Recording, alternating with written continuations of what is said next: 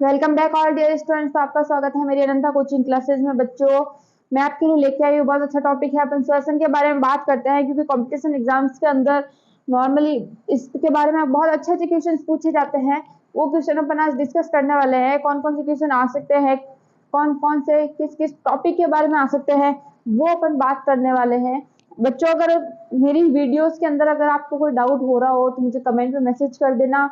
ठीक है बच्चों, अपन बात कर रहे हैं श्वसन के बारे में, श्वसन तंत्र के बारे में, कैसे ये वर्क करता है।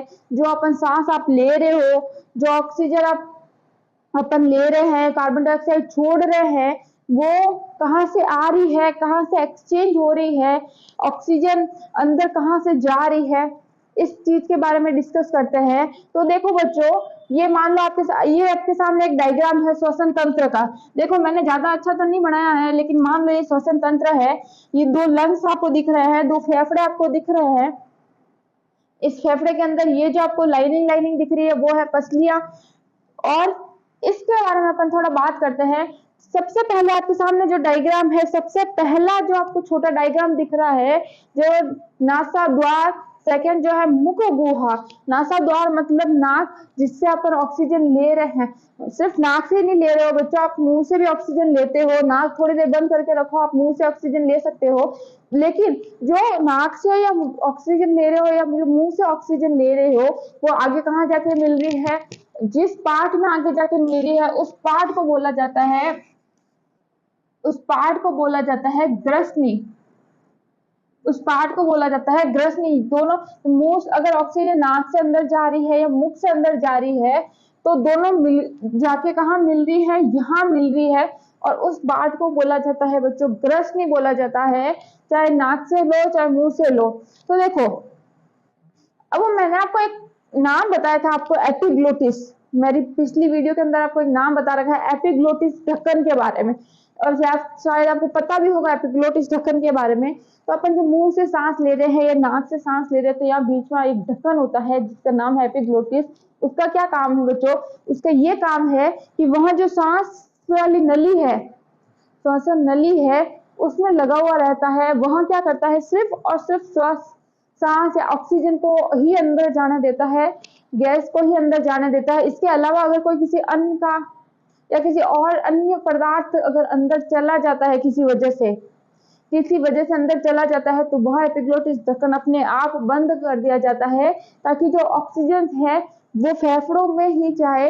ऑक्सीजन के अलावा कोई अन्य चीज फेफड़ों के अंदर ना जाए, ऑक्सीजन के अलावा कोई अन्य पदार्थ श्वास वाली नली में ना चला जाए। जब आप अपने बाबू सोना से बात कर रहे होते हो, बात करते करते खाना खा रहे होते हो, या फोन देखते देखते आप खाना खा रहे होते हो, बच्चे इसीलिए मना करते हैं फोन, खाना खाते समय फोन नहीं देखना चाहिए। क्यों? अपन सांस लेते हैं, उस टाइम अपन खाना भी खा रहे होते हैं, अपना ध्यान फोन में रहता है, या अपन फोन बाबू सोना से बात कर रहे होते हैं, तो उस टाइम क्या रहता है बच्चों कि जो आप खाना खा रहे हो उसका कुछ कण भी अगर आपके श्वास नली में चले गए तो आपको दिक्कत कर जाएंगे, नुकसान कर जाएंगे। और जब आप खाना खा रहे हो और फोन पे बात करते करते भी सांस ले, दोनों काम एक साथ हो रहे हैं, उस टाइम एपिग्लोटिस ढक्कन भी कई बार अन्न चला जाता है, उसको रोक नहीं पाता, तो जो जाते ही सीधा कहाँ जाता है, श्वास नली के अंदर। और श्वास नली से आगे किसमें जाएगा, वो फेफड़े के अंदर जाएगा, फेफड़े से सीधा कुपिका के अंदर जाता है। जो ये लंग्स आपको दिख रहा है, जो आपको लेंस मैंने खाली रखा है क्योंकि मैं अब बनाऊंगी आपके सामने, देखना। जो आपको लंग्स दिख रहा है वो आगे बहुत सारी छोटी छोटी शाखाओं में डिवाइड रहता है, बहुत सारी छोटी छोटी शाखाओं में डिवाइड रहता है।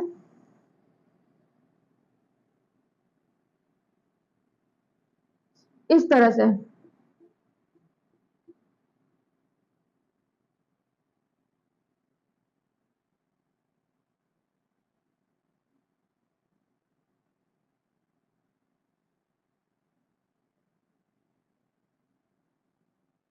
तरह से वो बहुत छोटी छोटी शाखाओं के अंदर डिवाइड रहता है बच्चों लंग। तो ये छोटी छोटी शाखाएं आगे जाके किसमें खुलती है, आगे जाकर आपको एक नाम दिखेगा, कुपिका नामक एक मटके जैसी संरचना होती है, मटके जैसी स्ट्रक्चर होती है। इस तरह की जो ये शाखाएं आगे कुपिका नामक संरचना में खुलती है।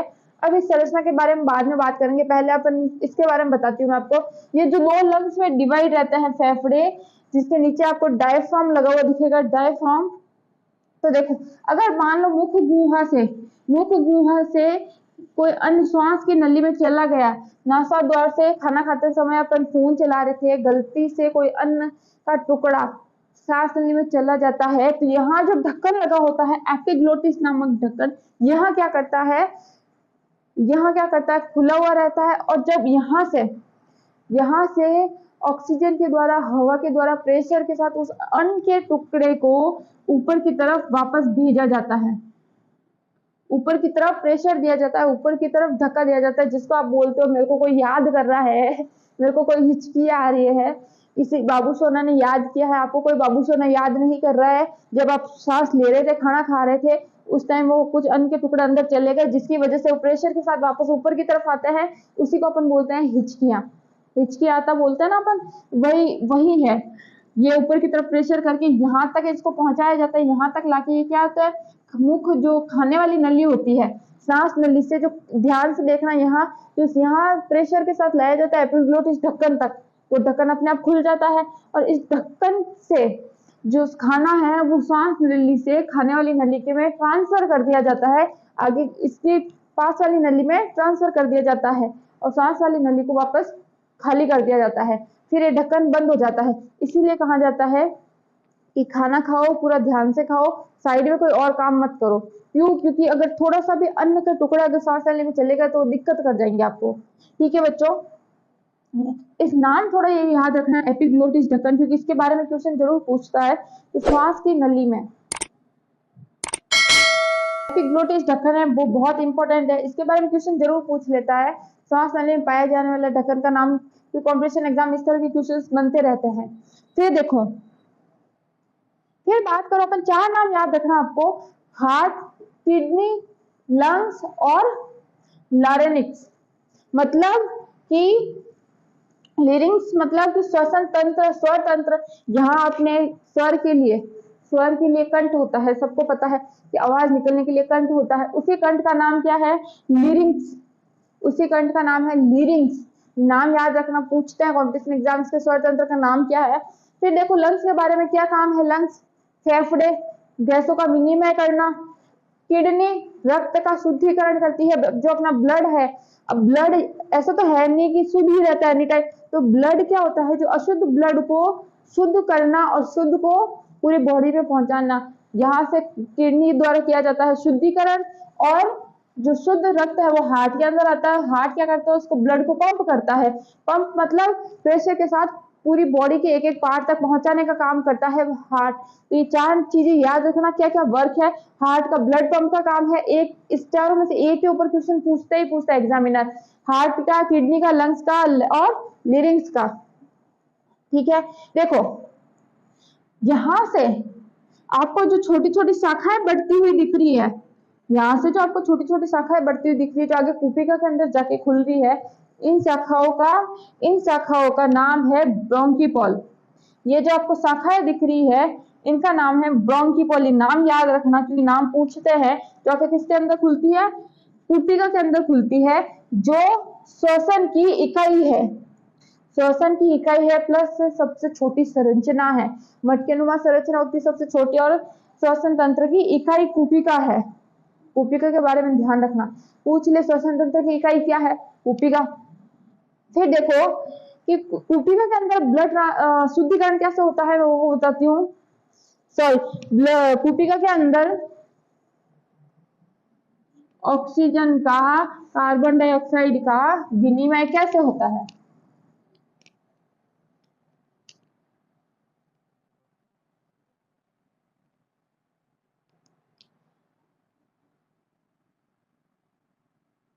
ये कुपिका की स्ट्रक्चर है। ठीक है, अब कुपिका के स्ट्रक्चर के अंदर क्या होता है, यहाँ से O2 आ रही है और आगे ब्लड के अंदर पंप कर दी जाती है, और यहाँ से ब्लड होता है पूरे बॉडी के अंदर, हार्ट के द्वारा पंप किया जाता है, ट्रांसफर किया जाता है, और जो अशुद्ध ब्लड आएगा उसके अंदर से जो कार्बन डाइऑक्साइड होती है वो यहाँ से निकल जाती है, रिमूव हो जाती है। रिमूव होके वापस ट्रांसफर कर दी जाती है। अपन कार्बन डाइऑक्साइड वापस बाहर छोड़ते हैं तो वापस पंप कर दी जाती है बाहर की तरफ, आउट। इन और आउट मतलब पूरी बॉडी के अंदर कुपिका से ऑक्सीजन को पहुंचा दिया जाता है हार्ट के द्वारा। तो देखो ना तो बच्चों, अपन बात करते हैं कि आपको श्वसन तंत्र से संबंधित बीमारी के बारे में पता होना चाहिए, इसके ऊपर क्वेश्चन पूछ ले। इससे पहले मैं आपको बता दूं कि जो अपन ऑक्सीजन अपनी बॉडी के अंदर जो अपन ऑक्सीजन की मात्रा मापते हैं, जो श्वसन की मात्रा चेक करते हैं, उस यंत्र का नाम क्या है? स्फाइनोमीटर। ये नाम याद रखना, स्फाइनोमीटर। इस तंत्र से ऑक्सीजन की औसत मात्रा ज्ञात की जाती है। और देखो, श्वसन तंत्र से संबंधित जो बीमारियां हैं श्वसन तंत्र से, उसमें छोटी सी एक ट्रिक लगानी है, अपने को छोटा सा जुगाड़ करना है, क्योंकि ऐसे तो अपने किसी बच्चों को याद नहीं रहता, कुछ तो रट लेंगे, कुछ रट नहीं पाता है।